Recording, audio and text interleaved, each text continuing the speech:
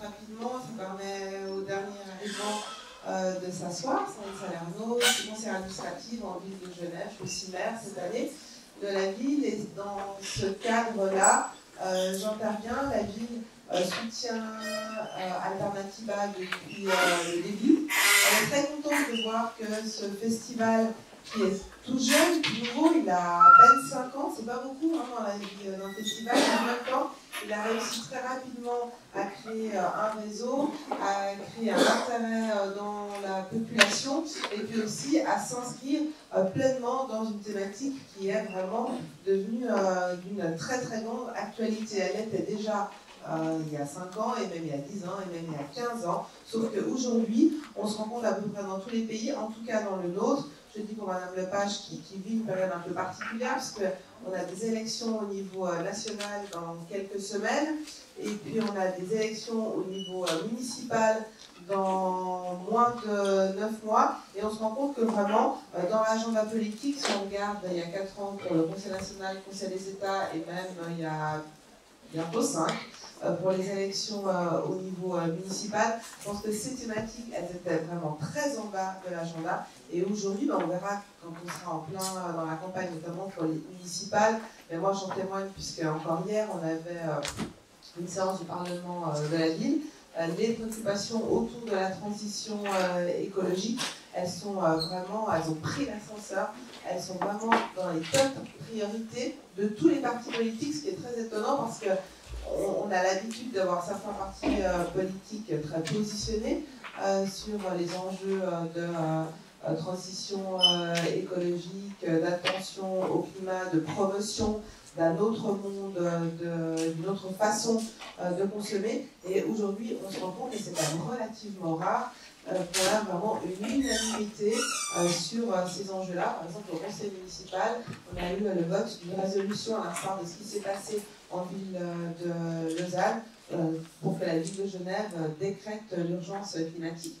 Pour celles et ceux qui suivent la politique de la ville depuis quelques années, vous savez que la ville, elle est engagée sur les questions relatives à la transition écologique. Elle n'est pas uniquement via le service de l'agenda 21, qui traditionnellement soutient ce type d'initiative, mais elle l'est vraiment de manière large, parce que la transition écologique, elle pourra se faire qu'en promouvant un type de relations et de monde totalement différents dans les relations sociales, dans les relations économiques, bien évidemment. On en discutera avec vous, Madame Lepage, et puis sur une autre attention à l'écologie, aux ressources qui ne sont pas épuisables et qu'on a très largement épuisées. Donc c'est vraiment devenu des enjeux d'actualité. Moi, en tant que politique, j'ai envie de dire tant mieux si elles sont tout en haut de l'agenda. Après, il faudra qu'elles le restent une fois que les élections ont passé, et puis au-delà des discours, concrètement, y compris dans d'autres pays, au niveau national. D'abord parce que c'est là où on a le plus de leviers, mais aussi après au niveau cantonaux et municipaux, on passe du dire au faire, et qu'on soit vraiment dans une action cohérente. Une action cohérente, elle se construit. Je sais qu'en politique, c'est un peu un concept difficile que de dire parfois pour faire des choses qui ont du sens, il faut se donner les moyens, mais il faut aussi prendre le temps de bien les construire.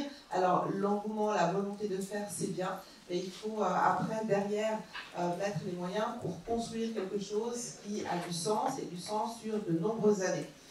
Voilà où on en est, dans une prise de conscience très forte sur ces enjeux-là. On espère, en tout cas, pour la ville de Genève que j'ai l'honneur de représenter ce soir, les enjeux qu'on veut continuer à avoir tout en haut de l'agenda, avec des majorités politiques qui donnent des moyens au-delà d'une échéance électorale pour un monde qui a vraiment besoin de repenser, je le disais un peu en préambule, à la fois sa relation aux ressources naturelles, à l'environnement, à l'écologie, mais aussi aux activités économiques, aux liens qu'on a avec l'économie. Vous avez parlé des multinationales, on est un pays, on est aussi une ville, un canton qui abrite de nombreuses sociétés multinationales. On sait qu'au niveau suisse, on a notamment une initiative qui a été lancée, qui a abouti sur les multinationales et le cadre dans lequel elles déploient leurs activités. Et on le sait parce qu'on a en Suisse des organisations non gouvernementales qui suivent le travail des multinationales. Je vais en citer une,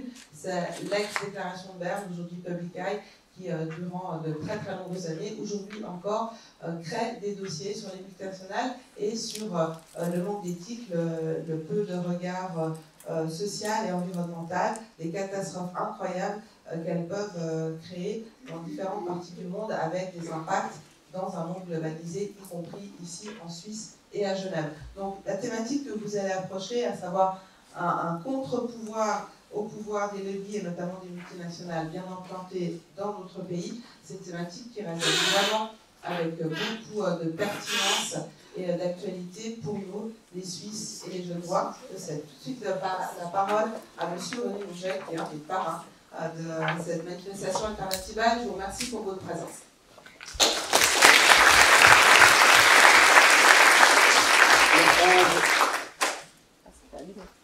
Alors, en votre nom à tous, j'aimerais vraiment remercier chaleureusement Sandrine Salerno de son message, de son engagement, de l'engagement cohérent et continu et constant de la ville de Genève en faveur de la transition vers la durabilité. C'est précieux, c'est important, ça ne va pas de soi. Je pense que les exemples vécus par Madame l'ancienne ministre de l'Environnement vont nous montrer à quel point c'est pas évident et à quel point c'est précieux d'avoir des collectivités qui se battent et qui se battent dans la durée. Alors, quelques mots d'introduction, juste pour bien situer la personnalité qui nous fait l'honneur et le plaisir d'être parmi nous. C'est un petit passage que vous faites à Genève, donc on va malheureusement pas pouvoir profiter très très longtemps de votre présence, puisque ça a été dit. Donc, Madame Lepage est juriste de formation, avocate. Elle associe depuis toujours le niveau institutionnel et le niveau citoyen. Je dirais que pour Corinne Lepage, il n'y a pas de séparation. Il ne doit pas y en avoir entre les institutions et la citoyenneté. Malheureusement, cette séparation existe. Parfois, c'est même un fossé. De combler, c'est le b.a.-ba de la démocratie vivante. Madame Lepage a été ministre de l'Environnement durant 3 ans, de 1995 à 1997, hors parti dans le gouvernement d'Alain Juppé. On a vu aussi l'évolution de M. Juppé à travers l'histoire. C'était aussi un élément intéressant pour nous. Et ensuite, après un certain nombre d'années, elle est devenue députée européenne entre 2009 et 2014 sur la liste du Modem. Donc vous voyez, c'est un fil centriste aussi, en politique, un choix politique centriste qui s'articule là. Et aujourd'hui, vous êtes, Madame Lepage, si je ne me trompe pas, présidente du Rassemblement citoyen CAP 21. Donc 21, j'imagine, pour le siècle que nous avons déjà bien entamé. Et votre contribution aujourd'hui, c'est effectivement un titre qui peut paraître un peu complexe, mais je pense qu'il exprime bien un enjeu assez fondamental du ressenti de monsieur et madame tout le monde et aussi de l'interpellation que nous avons tous à l'égard du système politique. Urgence écologique, on l'a dit, urgence climatique, urgence écologique. Comment créer un lobby citoyen face au lobby des multinationales de la prédation et du court terme. Puis j'ajouterais dans le sillage de ce qu'a dit Mme Salerno, on vous connaît à Genève, Mme Lepage, parce que si on avait arrêté la mécanique absolument, on va dire, morbide du réacteur expérimental Superphénix à 80 km à vol d'oiseau ici, on vous le doit, à la fois dans votre activité, votre passage au ministère et comme avocate. Et ce monstre technologique inachevé est toujours là, au niveau du bâtiment, mais il n'a, Dieu merci, fonctionné que durant 6 mois. Maintenant, les dommages sont restés des millénaires, mais enfin, on a pu l'arrêter, et c'était aussi une victoire qui était très importante pour nous. Alors, nous allons avoir une trentaine de minutes, le plaisir de vous écouter, puis ensuite, jusqu'à 19h, le débat avec la salle, je vais être contraint de prendre un certain nombre de questions ensemble, parce que sinon, on n'aura que très peu de gens qui s'expriment, et je conclurai par une interrogation que j'ai vécue moi-même. J'ai eu la chance de participer à des conférences internationales sur le développement durable, notamment à Johannesburg, par exemple, en 2002, dans la délégation suisse, et j'ai entendu cette fameuse phrase de Jacques Chirac, puisqu'on est un peu, on va se plonger un peu dans la politique française, évidemment, avec vous, madame. Et Jacques Chirac disait « La maison brûle et tout le monde regarde ailleurs ». C'était très juste, elle brûle de plus en plus, au sens propre comme au sens figuré. Puis en Amazonie, mais un peu partout ailleurs, les forêts brûlent et le climat se réchauffe. Mais en même temps, c'était le plus parfait exemple de cette inaction. Et ça m'a toujours sidéré de voir comment quelqu'un peut faire un diagnostic exact et ne rien en faire, alors qu'il est président avec des pouvoirs assez larges dans un régime qui lui aurait permis de faire quelque chose. Et il n'a rien fait. Alors ça, c'est pour moi un mystère. Je pense que vous allez nous aider à mieux comprendre comment serait possible ce fossé entre une volonté. Moi, j'ai eu l'occasion à ce moment-là d'échanger quelques mots avec lui, puisque j'étais dans la délégation suisse. Il m'avait l'air parfaitement sincère, ce monsieur. Mais dès qu'il sortait de la salle, il avait tout oublié. Donc, qu'est-ce qu'il faut faire quand la politique se réduit à des mots? Voilà, madame. Plaisir de vous écouter. Merci beaucoup. Merci pour ce propos introductif. Merci, madame le maire, pour vos mots et votre présence.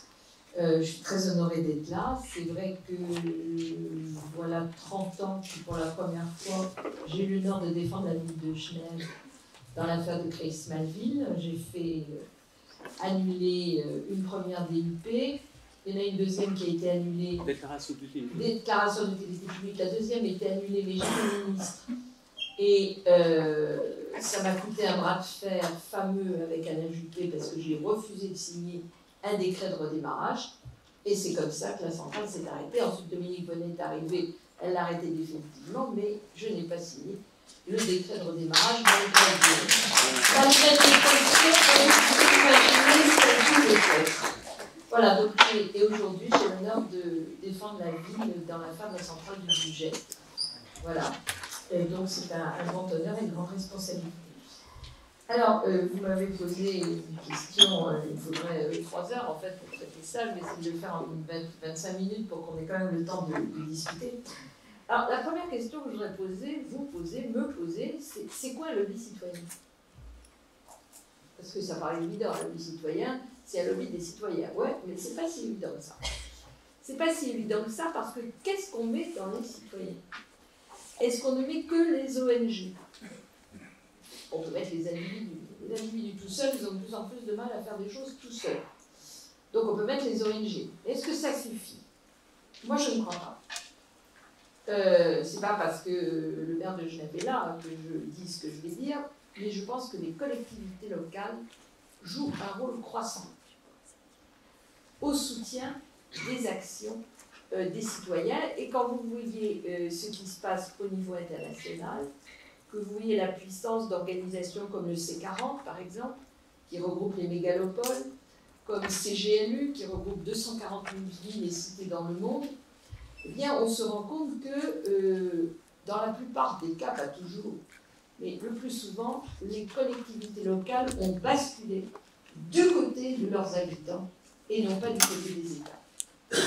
Et ça, c'est extrêmement important parce que les associations, elles ont des moyens limités et que si elles étaient vraiment toutes seules, sans l'appui des collectivités locales, ça serait beaucoup plus difficile. C'est déjà pas facile, mais ce serait beaucoup plus difficile. Et puis, est-ce qu'il faut exclure toutes les entreprises? Je ne crois pas. Je vais peut-être vous choquer en disant ça, mais je ne crois pas. Je pense qu'entre une multinationale et une entreprise de l'économie sociale et solidaire, on ne parle pas de la même chose. Et donc, considérer a priori que tout ce qui est entreprise va n'avoir comme objectif que le court terme et se moquer éperdument, pour ne pas employer des termes plus violents, de ce qui va se passer pour l'environnement, pour la biodiversité, pour le climat et pour la santé des autres, c'est pas vrai.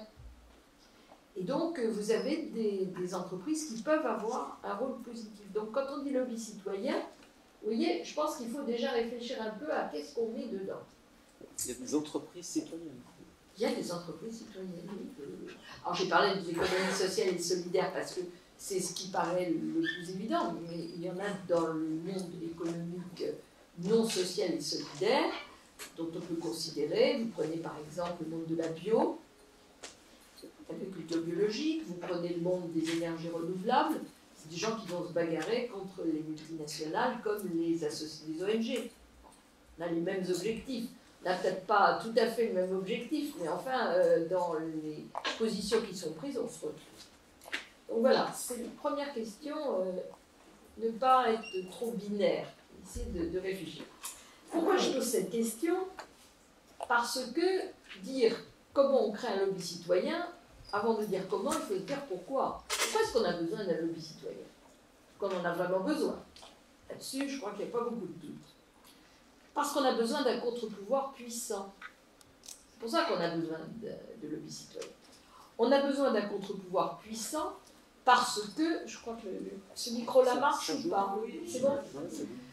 Parce que le monde tel qu'il s'est organisé aujourd'hui est effectivement organisé très largement autour des desiderata des multinationales.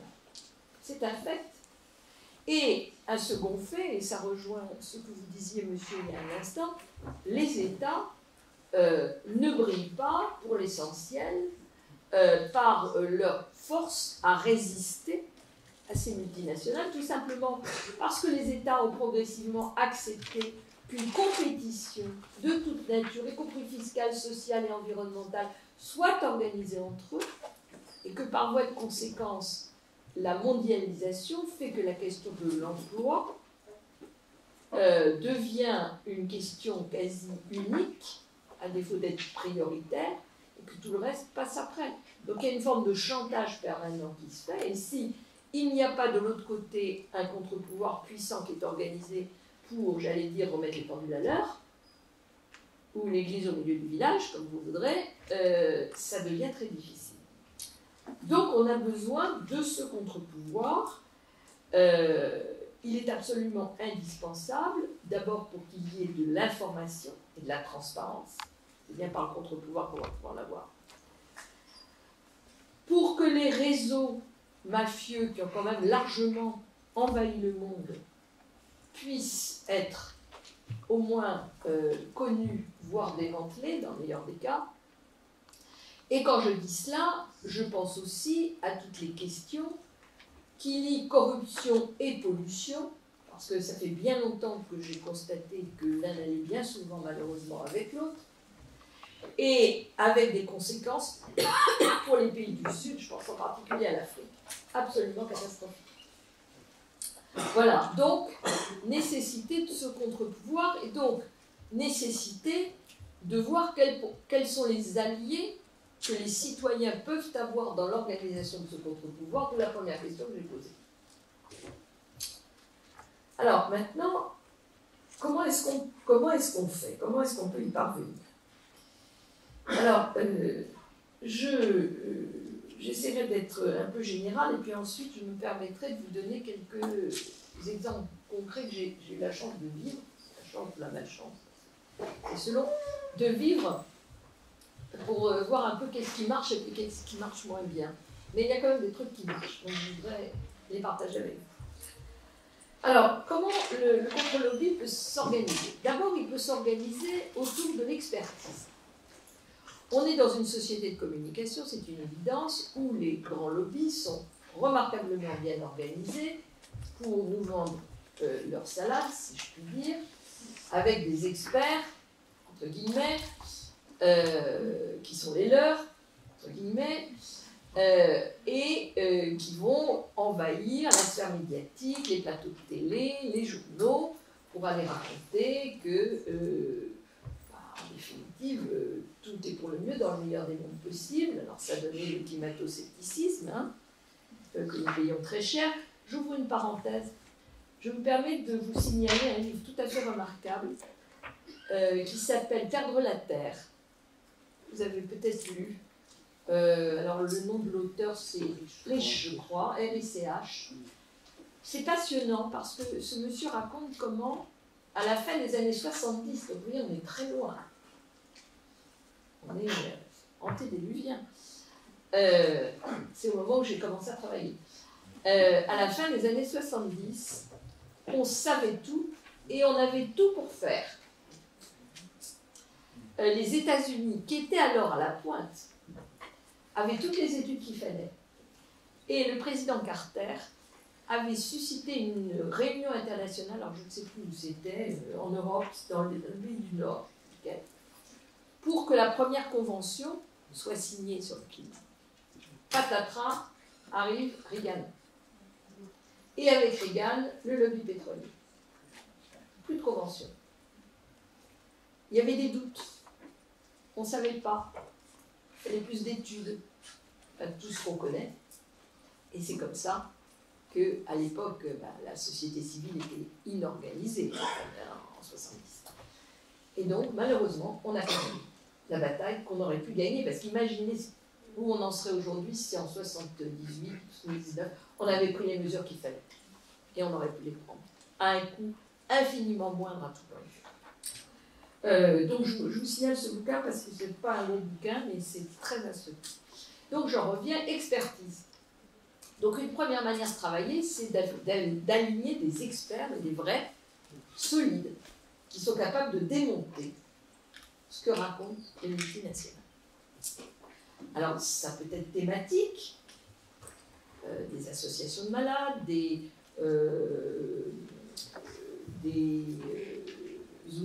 revues très spécialisées qui vont discuter avec les laboratoires pharmaceutiques, des ONG qui vont discuter avec le monde de l'énergie, des spécialistes de la biologie qui vont aller discuter avec les fabricants d'OGM, etc. C'est-à-dire d'arriver à montrer au moins que ce qui est avancé par les lobbies n'est pas une vérité d'évangile. Parce qu'ensuite, l'histoire apprend après que tout ça c'est faux. Alors là aussi, vous allez dire que je suis venue avec ma bibliothèque, mais peu importe. Il y a deux bouquins qui sont vraiment excellents sur le sujet. Il y a La fabrique du mensonge de Stéphane Foucard et L'industrie du doute de Madame Orenskins. Et il y a un deuxième auteur. C'est des bouquins qui ne sont pas récents. Hein. Le premier doit dater de la fin des années 2000 et l'autre il doit être 2012 ou 2013. Donc c'est pas tout à fait récent, mais ça montre bien comment ça fonctionne et c'est très intéressant. C'est-à-dire toujours la même histoire. Je commence par dire que c'est pas vrai. Quand une anomalie apparaît, je tiens le plus longtemps possible et avec des experts scientifiques qui viennent dire que non, c'est pas vrai. Ensuite, quand je tiens plus sur non, c'est pas vrai, c'est oui, peut-être, mais on n'est pas sûr du tout. Et on est reparti pour un tour d'études avec les mêmes experts. Quand ça tient plus, c'est pas sûr, c'est oui, sans doute, mais c'est multifactoriel. Donc, il faut qu'on cherche davantage. Et c'est ce qui nous amène à la catastrophe des insectes, hein, des abeilles. C'est qu'on nous a baladés avec le caractère multifactoriel, alors que c'est les néocotinoïdes qui sont à l'origine très largement des peuplements des colonies d'abeilles. Voilà. Donc d'avoir en face un contre-pouvoir scientifico-citoyen qui est capable d'aligner des gens de la même spécialité, qui sont capables de dire non et de discuter pied à pied, c'est très important. C'est une première manière de faire. Deuxième manière de faire, c'est des mouvements de masse, c'est ce qui est en train de se passer avec nos jeunes. Ce qui est en train de se passer avec les jeunes est un phénomène inédit. Alors je ne sais pas comment c'est en Suisse, en France il y a eu des propos excessivement violents, machistes et ignobles qui ont été tenus par des responsables politiques à l'encontre de Greta Thunberg jusqu'à un ancien président de la République, excusez-moi du peu. On devine qui c'est. Oui, c'est pas le précédent, c'est celui d'avant. Voilà, mais ce qui est en train de se passer interpelle nos générations et celle d'en dessous par rapport à la mienne de manière considérable. Quand vous avez des gamins de 15 ans qui viennent vous dire « Pourquoi tu m'envoies à l'école alors que j'ai peut-être pas d'avenir ?» c'est une bonne question quand même. Et quand vous avez des jeunes couples qui disent « Moi, je ne vais pas faire d'enfant. » Parce que qu'est-ce que ça veut dire faire un enfant dans le monde dans lequel nous sommes aujourd'hui? Si ce n'est pas des questions fondamentales qui doivent interpeller, mais au fond de l'être de chacun de nous, alors il faut m'expliquer ce que c'est. Donc ces mouvements de masse, effectivement, quand il y a beaucoup de gens, ça finit par faire bouger les choses. Voilà, donc c'est des manières de faire. Et puis, il y a quelque chose qui se développe énormément, alors je ne sais pas s'il y en a en Suisse ou pas, mais c'est ce qu'on appelle la justice climatique. Et j'y ajouterai la justice sanitaire. Vous avez aujourd'hui à peu près 1500 procès dans le monde qui sont menés sur les questions climatiques. Ça a commencé pas très loin de chez nous, chez vous, chez moi et de chez vous, aux Pays-Bas, avec une association qui s'appelle Urgenda, qui veut dire urgence d'agenda, qui a saisi le tribunal pour faire juger que les Pays-Bas n'en faisaient pas assez pour réduire leurs émissions de gaz à effet de serre. Ils avaient un objectif à 19%. Cette association a obtenu du tribunal que le niveau soit porté à 25%. Et ça a été confirmé en cour d'appel. C'est une décision extrêmement intéressante. Et ce qui est très intéressant aussi, c'est le fondement de cette décision, qui est la Convention européenne des droits de l'homme, article 2, droit à l'intégrité de la personne physique, article 8, droit à la vie, une vie familiale normale, entendu, le droit de vivre dans des conditions décentes, c'est ça que ça veut dire. Et ce qui est très intéressant, et c'est là où on voit qu'il y a un contre-pouvoir citoyen qui se met en place, les citoyens au sens large du terme, c'est que dans les 1500 procès qu'il y a énormément de procès de ville, notamment américaines, soit contre des sociétés pétrolières ou autres, puisque nous disposons maintenant d'un rapport qui est le rapport aidé, qui a classé les multinationales, les très grandes entreprises, en fonction de leur responsabilité dans les émissions de gaz à effet de serre. Alors, évidemment, ça ne fait pas des montants astronomiques. Mais pour prendre un exemple que je connais, la société Total, c'est les 2 tiers de toutes les émissions françaises. Ça commence à faire, quand même. Donc, elles attaquent les sociétés où il y a des attaques contre les États parce qu'ils n'en font pas assez. Et là, vous avez effectivement des gens comme Trust of Children qui agissent, donc les jeunes. Vous avez des villes et vous avez des ONG. Bon, c'est l'affaire du siècle en France. C'est la ville de Grande-Synthe que je défends, moi, pour la même chose en France. Et il y en a beaucoup d'autres. Et nous avons la même chose, je dirais, sur le plan sanitaire. C'est-à-dire que sur un certain nombre de produits, alors c'est le glyphosate qui, évidemment, attire tous les regards, mais il n'y a pas que le glyphosate dans la vie. Enfin, le glyphosate, je ne sais pas comment c'est en Suisse, mais chez nous, le Roundup, c'est le premier polluant de nos rivières. Il a dépassé l'atrazine. Plus fort que l'atrazine. Atrazine interdit depuis 15 ans, mais qu'on a toujours comme quasiment premier polluant de non-aphréatique. Parce qu'en plus, ça ne part pas, naturellement. Il y a, comme ça, dans le monde aujourd'hui, à peu près 15 000 procès sur les questions sanitaires liées aux pesticides. Alors, là où on voit l'organisation qui se met derrière, et c'est là où ça devient très intéressant, c'est que il y a des gens qui ont réfléchi à la manière dont on pouvait mettre en commun ce que faisaient de par le monde les différentes victimes, parce que d'un côté vous avez quelques sociétés pétrolières, quelques géants de l'agrochimie, et de l'autre côté vous avez des milliers d'associations, de villes et de gens.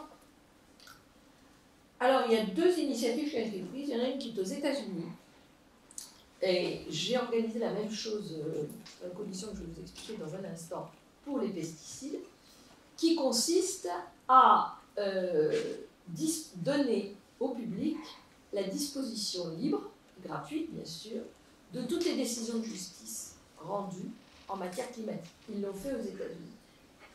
J'ai organisé la même chose.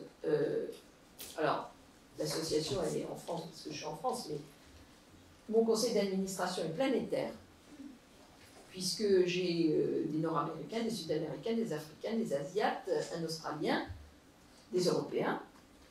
Donc, nos conseils d'administration, c'est entre midi et 2h, pour que tout le monde soit réveillé, sinon ça ne marche pas. Et donc, nous avons créé un site que vous pouvez trouver, qui s'appelle Justice Pesticides, Justice au singulier, Pesticides au pluriel, qui est en français et en anglais. Et donc, ce site a pour vocation de mettre à disposition, avec un accès très facile, C'est-à-dire qu'on peut rentrer par le nom de la ville, par le nom du produit, par la région, par le type de victime, par tout ce que vous voulez. Les décisions avec un abstract qui explique ce qui a été jugé, la décision in extenso, alors elle est dans la langue d'origine, et les études, ça c'est très important, scientifiques, publiées dans des revues à comité de lecture, qui ont servi de base à la décision.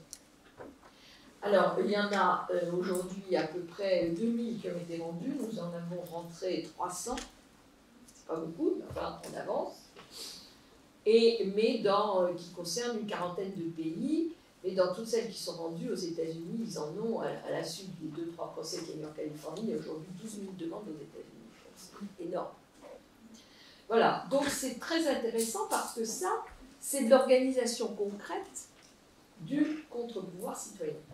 Et en fait, l'idée de justice pesticide, elle m'est venue de l'expérience du procès Monsanto à La Haye. Qu'est-ce qui s'est passé? À l'origine, c'est deux personnes, René Lehrer qui est un Allemand et Marie-Monique Robin qui est une cinéaste et écrivaine, qui a beaucoup travaillé sur Monsanto, qui se sont dit mais on peut pas, il n'y a pas de justice internationale aujourd'hui pour juger des gens qui ont une activité planétaire, parce qu'il n'y a pas de droit planétaire, a priori, et il n'y a pas de tribunal. Et donc, je connais Marie-Monique depuis longtemps, elle est venue me voir, je me suis rapprochée de quelqu'un qui travaille pas très loin de chez vous, qui est Olivier de Schutter, je pense que certains d'entre vous le connaissent. Et avec Olivier, on s'est dit comment on peut faire. Parce qu'on ne voulait pas un procès bidon. C'est trop facile à démonter. Évidemment, vous jouez à. Donc il fallait quelque chose qui juridiquement tienne la route. Donc nous avons eu l'idée de constituer un tribunal pour donner un avis en droit. Ça, c'était impeccable, il n'y avait rien à dire. Donc nous avons constitué, avec des magistrats, un tribunal de 5 personnes, il aurait dû y en avoir 7, mais nos amis indiens que nous avions trouvés avaient entre 85 et 87 ans et ils ne sont pas pu prendre l'avion. Donc on leur a posé 5 questions qui ont été préparées pendant une année par des profs de droit avec leurs étudiants pour sortir toute la jurisprudence, en s'appuyant sur les pactes de l'ONU, pacte numéro 1, pacte numéro 2, sur les règles internes qu'appliquait Monsanto, que ce soit les siennes, celles de Global Compact ou autres, c'est-à-dire des règles qu'on appelle du droit mou, du droit souple. Et donc, j'ai pas trop de temps, donc je ne peux pas rester très longtemps là-dessus, mais donc le tribunal a jugé. C'est-à-dire a rendu un avis en droit et a répondu aux 6 questions que nous lui avons posées. Répondu oui à 4 et non à 2. Voilà. La dernière étant l'écocide, il n'existe pas. Je ne veux pas dire qu'il l'avait commis, mais elle pouvait dire que ça avait un intérêt, ce qui a été fait. Et l'autre, c'était sur l'argent orange, et elle a dit non. Je ne peux pas reprocher ça à Monsanto, il n'y a pas assez d'éléments. Par contre, est-ce qu'il respecte le droit à l'alimentation? Non. Est-ce qu'il respecte le droit à l'environnement? Non. Est-ce qu'il respecte le droit à la santé? Non. Est-ce qu'il respecte la liberté des chercheurs? Non. Voilà. Et tout ceci avec 40 pages, vous trouvez ça sur Internet. Et sortant de là, j'ai eu, non pas une révélation, mais vraiment j'ai vécu quelque chose de très bizarre. C'est que Marie-Monique Robin avait fait venir des gens du monde entier pour témoigner. Mais elle a fait un film, vous le trouverez également, je pense, sur YouTube. Et j'ai été frappée de quelque chose que je n'avais jamais senti personnellement d'aussi près. C'est que tous les gens racontaient la même histoire. Ils pouvaient habiter l'Australie, la France, l'Allemagne, les États-Unis, l'Argentine, le Sri Lanka, ou ce que vous voudrez. Ils racontaient tous la même histoire. Et là, on avait vraiment la conscience qu'on appartenait tous, en fait, à un même monde, à une même communauté, qui supportait la même chose. Et je me suis dit, mais on n'y arrivera jamais si d'un côté on a 5, j'allais dire monstres, enfin sur le plan économique c'est énorme, puisqu'en plus il y a eu des fusions, des rapprochements entre Bayer Monsanto, que ce soit Saint-Germain avec la Chine, etc. Donc on en a 4 ou 5 en face, Et nous, on est des milliards de gens, ça ne peut pas marcher. D'où l'idée d'avoir cette plateforme qui permet évidemment une mise en contact entre des médecins et des scientifiques et entre des avocats dans le monde entier qui défendent la même chose. C'est une manière d'organiser ce lobby citoyen. Et puis, il y a un dernier point, et je m'arrêterai là, qui est aussi, me semble-t-il, une manière d'organiser le lobby citoyen. J'ai dit qu'on manquait de droits. On manque de droits parce que, au niveau international, on a plein de conventions, vous en parliez tout à l'heure, on a ce qu'on appelle les AME, les accords multilatéraux d'environnement. Tout le monde s'assied dessus en permanence et ça passe toujours en dessous des règles du commerce. Et donc, quand il y a eu la COP21, le président de la République à l'époque m'avait demandé de réfléchir à quelque chose, à un texte qui pourrait être un texte de base pour reconnaître la responsabilité collective de nos générations. Pas la responsabilité de tel État, de telle ville, de telle personne. Non. On est confronté à quelque chose qui est suicidaire pour les espèces vivantes, pas pour la planète, parce qu'on dit que c'est la planète qui est en danger. Non, pas la planète qui est en danger, c'est nous. C'est nous et les espèces vivantes. Donc, il faut dire ce qu'il y a. Et donc, à quelques-uns, nous avons écrit un texte qui s'appelle la Déclaration universelle des droits de l'humanité, dont la société civile s'est totalement emparée, les États pas, mais la société civile, oui. Et qui, sans aucun moyen, parce que nous n'avons aucun moyen, 0 francs, 0 centimes, 0 euros. Donc ce n'est que du bénévolat, cette histoire-là. Aujourd'hui, nous avons 80 ambassadeurs dans le monde entier. Vous pouvez aller sur le site de la Déclaration universelle des droits de l'humanité, ça s'appelle droitshumanités.fr. Nous avons énormément de villes qui ont signé. Paris, New York, Strasbourg, San Francisco, Copenhague, Madrid, etc. Genève, non, mais j'espère qu'elle le fera. Nous avons surtout l'association des 240 000 cités dont j'ai parlé tout à l'heure, CGLU, qui l'a adopté à son comité exécutif d'avril 2019 et qui va le signer officiellement avec moi à Durban au mois de novembre de cette année. Alors ce qui est intéressant, c'est que ça a été voté à l'unanimité. Et dans le comité exécutif, il y avait des villes chinoises, par exemple comme Shanghai. Une centaine d'ONG, je suis très heureuse qu'Alternative Allemande l'ait signé, ont signé la DDHU, des entreprises, des universités, des associations de jeunes, des Kimets. Voilà, et nous avons aujourd'hui 80 ambassadeurs dans le monde qui proposent à ceux qui le veulent bien la déclaration. Là, ça commence à faire énormément de monde. Alors évidemment, c'est très irritant pour les États parce que c'est pas du droit qu'ils ont élaboré eux, même si au départ c'était une commande de la République française quand même. Mais la République, le Quai d'Orsay chez nous n'en a jamais voulu, donc voilà. Mais c'est pas grave, ce qui est formidable, c'est la manière dont tout ça fait boule de neige, avec l'idée qu'un jour, ça sera reconnu comme du droit souple, parce que quand il y aura des milliers de villes qui l'auront reconnu, des milliers d'organisations, ça sera du droit souple, et le jour où ça deviendra du droit souple, effectivement, ça deviendra du droit.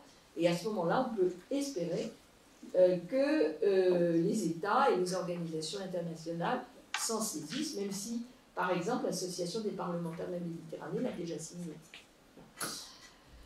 Donc voilà, c'est des initiatives, il faut un peu réfléchir, mettre beaucoup d'huile de coude, parce que tout ça ne se fait pas tout seul. Mais moi, je suis très optimiste, je terminerai là-dessus, sur la société civile. Je pense que nous sommes extrêmement nombreux à porter ce désir de sens, cette compréhension de la responsabilité qu'est la nôtre, vis-à-vis de nous-mêmes, vis-à-vis de nos descendants, vis-à-vis des autres espèces qui nous entourent, et l'espoir que nous sommes en capacité, parce que nous sommes des êtres humains dotés d'intelligence, de trouver des solutions qui nous permettent, comme disait Madame le maire tout à l'heure, de changer notre manière de travailler, notre manière de produire, notre manière de consommer, notre manière de vivre. Parce que de toute façon, ou on le fait et on y arrivera, ou on le fait pas et on n'y arrivera pas. Voilà ce que je voulais vous dire ce soir.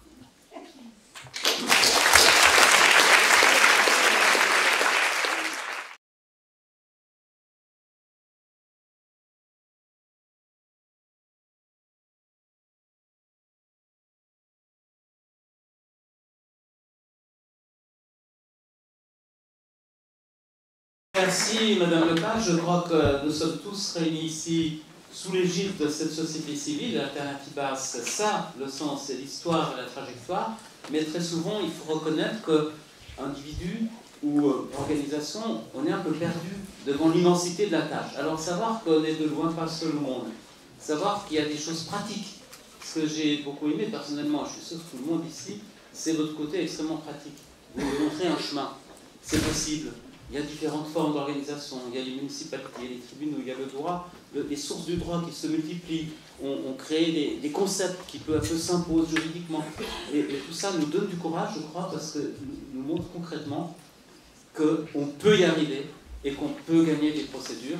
Et effectivement, rappelons-nous à Genève, c'est vous, madame, qui nous avez puissamment aidé pour que cette bombe à retardement puisse être déminée à temps, en tout cas arrêtée à temps, qui s'appelle Crémazie. On l'a un peu oublié, mais je pense que c'est un bon exemple aussi d'une victoire d'un mouvement citoyen. Il y avait un mouvement de masse, on peut dire, à Genève, et sur le terrain, le droit en construction la contre, et les collectivités publiques, l'île de Genève et aussi le canton, qui se sont mobilisés. Donc merci beaucoup pour ce témoignage. On le savait, le temps est mesuré. Ce qui nous importait avant tout, c'était de vous entendre, parce que vous avez, j'allais dire, 30 ans, voire plus d'engagement là-dedans, et vous nous faites le plaisir et l'honneur de le partager. Mais nous avons encore un quart d'heure, parce que... J'ai essayé de te dire dans la demi-heure. C'était parfait. Par contre, ce qu'on n'arrive pas à faire, c'est d'appeler la gare pour demander qu'ils retardent votre train. Ça ne marchera pas. Donc, je suis obligé de prendre maintenant quelques questions à la filée. Puis à la fin, voilà, dans 10 minutes, vous allez pouvoir nous faire le mot de la fin qui va nous permettre d'aller plus loin. Alors, je prends quelques questions, alors, madame. C'est juste une question rapide. Le rapport qui a classé les multinationales le rapport qui a classé... Comment ? Le rapport s'appelle... Aider. Comment ça s'appelle ? H-E-D-E. Aider. H-E-D-E. Merci beaucoup. Oui, monsieur ? Oui, j'aimerais savoir au niveau juridique, le principe de précaution, comment c'est traité et comment on pourrait l'imposer un peu plus. Voilà, on va y revenir. Très bonne question, merci. C'est du droit mou aussi, mais qui fait son chemin, oui. Moi, j'ai une question par rapport aux experts des lobbies. Quelle est la part de conviction de ces gens et la part financière? Et si on peut prouver, comment on peut prouver les versations qui sont faites aux fonds? Merci. Il y avait madame au fond.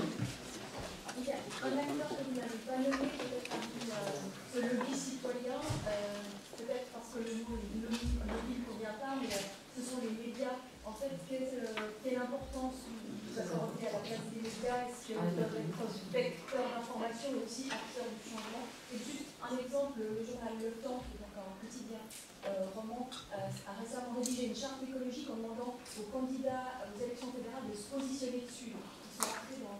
Voilà, ils créent le débat et ils ne se contentent pas de le redacter. Merci beaucoup, madame. Autre question? Oui, là, madame. Oui, c'est vous. Oui, vous. J'avais une question d'ordre juridique. Vous parliez d'écocide, notamment, qui n'est pas encore reconnu.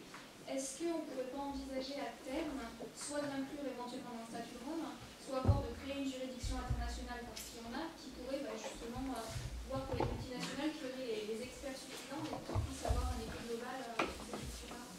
Merci. Et une dernière question là, en haut. Quelqu'un a levé la main. C'est vous? Une dame là-bas. Oui.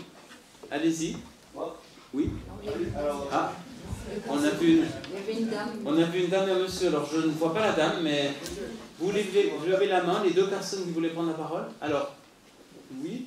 Là, voilà, commencez, puis ensuite la deuxième personne. Que pensez-vous de l'action non violente de désobéissance civile comme forme de lobbyisme citoyen? Merci. Et madame derrière? Où il n'y avait pas de dame finalement, non? Non. Ben voilà. Alors je pense qu'on va s'arrêter là pour ce premier round de questions parce qu'il y a encore beaucoup à dire. Si vous aviez 2 heures de temps, ça serait passionnant de passer ici, mais ça serait une prochaine fois. Et je pense que vous allez aussi nous indiquer quelques sites internet où on peut vous suivre. Alors voilà, je vous donne la parole, madame. Alors, pour les réponses. Premier point, le principe de précaution. Alors, je ne sais pas quelle est la valeur du principe de précaution en Suisse. Ce que je peux dire, c'est que c'est inscrit dans les traités de l'Union européenne et c'est inscrit dans la Constitution française. C'est pas pour ça qu'on l'applique, hein, je vous rassure. Ça ne nous rassure pas. Voilà. En réalité, et moi je me suis beaucoup battue à Bruxelles pendant les 5 ans où j'y ai passé, on n'applique pas le principe de précaution. Le principe de précaution a perdu beaucoup de sa force initiale. Je voudrais simplement, j'ai pas trop le temps, mais citer 2 documents qui sont tout à fait remarquables de l'Union européenne, qui sont des rapports de l'Agence européenne de l'environnement. Il y en a un de 2000 qui s'appelle le principe de précaution, 1896-2000, le principe de précaution, qui raconte tous les cas où on n'a pas appliqué, depuis l'amiante jusqu'au dernier. Et ensuite, il y en a eu une ressucée, si je puis dire, en 2012, qui s'appelle Précaution, Innovation et je ne sais pas quoi, qui est un remarquable rapport qui a coûté sa peau à la directrice de l'Agence européenne de l'environnement, il faut quand même le savoir. Et c'est très intéressant parce que ça démontre les mécanismes. Pour ceux vraiment qui s'intéressent au sujet, ça vous prend les différents sujets qu'on a eus, la manière dont on les a traités, et ça montre qu'entre 2000 et 2010, la situation s'est aggravée par rapport à ce qu'elle était avant. Voilà. Donc, le principe de précaution, on le met dans les textes, mais en réalité, on ne l'applique pas vraiment, voire pas du tout. Alors, sur les experts du lobbying, si vous voulez, quand vous lisez les Monsanto Papers, par exemple, parce qu'on a pu en lire, vous avez quand même quelques illustrations qui sont incroyables. Où vous avez Monsanto qui dit « Mais attendez, le professeur Trucmuche, il a écrit ça, il n'a pas compris qu'il travaillait pour nous, vous le dégagez. » Alors cela, c'est à mi-chemin, cela, c'est à mi-chemin entre conviction et... Mais par contre, quand vous lisez les 2 bouquins auxquels j'ai fait référence et que vous voyez, par exemple, comment ça s'est passé pour le tabac, qui a été le grand initiateur de la chose, si je puis dire, l'amiante avant, hein, déjà pas mal, mais le tabac... on voit que c'est des gens qui ont été totalement payés pour instiller le doute. Donc, si vous voulez, ce qu'ils écrivent n'est pas complètement faux, mais c'est pas vrai. Oui, c'est-à-dire ils vous diront jamais le truc n'est pas dangereux. Ça, ils vous l'écriront pas. Pas suffisamment pour qu'on ait besoin d'agir. Mais, on a besoin d'études complémentaires parce que, etc. Voilà, ce qu'on appelle la stratégie du doute, et ils sont payés pour ça, soyons clairs. Alors, ensuite, les médias. Oui, j'en ai très peu parlé, j'ai eu tort, parce que c'est évidemment un sujet central. C'est formidable qu'un journal comme Le Temps prenne cette initiative. Aujourd'hui, les médias ont quand même beaucoup de difficultés, notamment les médias presse écrite. Je ne sais pas comment c'est en Suisse, mais en France, ils sont dans une situation absolument terrible. Donc les annonceurs jouent un rôle extrêmement important. Alors les annonceurs, je ne peux pas dire ça, hein. Ce n'est pas les ONG qui sont les annonceurs, vous voyez ce que je veux dire? Donc il y a beaucoup de choses qu'on a du mal à sortir dans la presse écrite ou dans certains médias télévisés qui travaillent beaucoup aussi avec les annonceurs, parce qu'ils ont des pressions. Et on leur dit, si vous allez trop là-dessus, puis même si on ne leur dit pas, il y a une espèce d'auto-censure interne qui se fait, de telle sorte que les choses ne sortent pas comme un mauvais principe de précaution. Très mauvais principe. N'oubliez pas, parce que je regarde alors monsieur qui parlait de la désobéissance civile. Je sais noter. Absolument, merci. Il n'y a pas de problème. Avant, il y a écocide et après, il y a désobéissance civile. J'ai tout noté. C'est pas moi, c'est les chemins de fer qui sont très précis. Écocide. En France, on essaye aussi que les trains arrivent à l'heure, mais ce n'est pas toujours le cas. Alors, ils partent à l'heure, mais est-ce qu'ils arrivent à l'heure, ça c'est pas... Écocide. Oui, moi je suis tout à fait une partisane de l'écocide. Alors, une nuance, c'est que je voudrais qu'on lie écocide et humanicide, c'est-à-dire ne pas séparer environnement et santé. pense que c'est très important. Ensuite, il y a la question du tribunal compétent. Alors, il y a des initiatives qui ont été prises en direction du TPI, Tribunal pénal international, qui pour le moment n'ont pas réellement abouti, même si le procureur général a dit qu'il voulait s'intéresser aux questions environnementales. Lorsque j'étais député européen, j'avais suscité quelque chose que vous trouverez, je pense, sur Internet, qui s'appelle la Charte de Bruxelles, où on avait réuni toutes les initiatives qui existent dans le monde pour aller dans cette direction, que ce soit des tribunaux moraux, style tribunal Russell ou tribunal des peuples en Amérique du Sud, ou que ce soit des initiatives beaucoup plus juridiques. On y arrivera. Bon, mais c'est comme toujours, question de temps. Et on n'a pas le temps. Voilà, c'est pour ça que le tribunal Monsanto, c'était vachement intéressant. Parce que ça montrait que même quand on ne peut pas, ben on peut quand même. Et je pense que sur un certain nombre de questions qui scandalisent le monde aujourd'hui, que ce soit la forêt amazonienne ou d'autres sujets, on pourrait rééditer l'opération. Alors, dernier point, action de résistance civile non violente. Moi, quand c'est non violent, je pense que ça peut se justifier, la désobéissance civile. On ne peut pas obliger les gens à faire des choses qui sont contre leur conscience. Mais d'un autre côté, une société, elle a besoin d'organisation, elle a besoin d'ordre. Quand vous n'avez plus aucun ordre, quand vous n'avez plus aucune règle, les gens se tapent. Ça devient une société encore plus violente. Donc je pense qu'il faut trouver un juste équilibre entre ce qui est nécessaire pour la prise de conscience et qu'on se rend compte qu'il y ait beaucoup de gens qui ne sont pas d'accord sur quelque chose, et le fait que rester dans un système d'état de droit, c'est extrêmement important. Tous les exemples qu'on a de déviance par rapport à l'état de droit, tout ce qu'on entend aujourd'hui sur les faits alternatifs, les vérités alternatives et tout ça, je trouve ça excessivement grave pour notre avenir à tous. Voilà, donc oui, je pense qu'il y a des actions qui en plus font de mal à personne, qui sont tout à fait justifiées, mais je pense que c'est très important de maintenir, d'essayer de faire bouger les textes, de faire bouger le droit, de faire bouger les juges, de faire bouger les contre-pouvoirs. Et il faut s'appuyer sur tous ceux de bonne volonté, quelle que soit leur catégorie, qui veulent aller dans cette direction. C'est pour ça que j'ai commencé mon propos comme je l'ai commencé. Merci beaucoup. Donc on s'approche de la fin, il est 7h moins 3.